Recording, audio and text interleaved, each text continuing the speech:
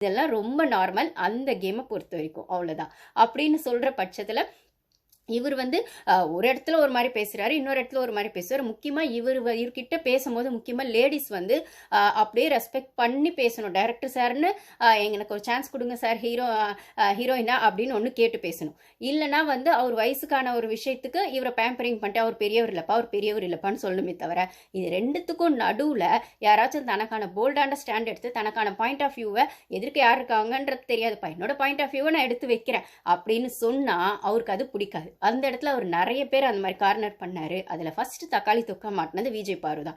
சுபிக்ஷாவையும் அப்படிதான் சொல்லியிருப்பார். நம்ம சொன்னால் அதுங்க செய்யணுமா அப்படின்ற மாதிரி அதுங்க நினைக்குது அப்படின்னு சொல்லியிருப்பாரு. ஒரு இடத்துல டீ காஃபி கேட்கும்போது போய் உள்ளே போய் கேட்கலாம்ல அப்படின்னு சொல்லும்போது, அப்புறம் ஆதிரியும் ஒரு வாட்டி அப்படிதான் ஸ்ட்ராங்காக பேசியிருப்பாங்க. கெமி விஷயத்துக்கு சரிம்மா நீ எழுந்து போமா பேசாதம்மா அப்படின்னு இருப்பாரு. இதே திவாகர் சார் சொன்னால் போமா ஏமா பேசாதம்மா கம்முனு இருமான் ரம்யா சொன்னால் பெருசாக வந்துச்சு. ஆனால் இவர் சொல்லும்போது இவர் வந்து அப்படியே டீசெண்டாக விட்டாங்க போல. டைம் எப்படியும் ஒரு வாரம் தானே இருந்துட்டு போட்டோம், என்ன நினைக்கிறாரோ பண்ணிட்டு போட்டோம் அப்படின்னு.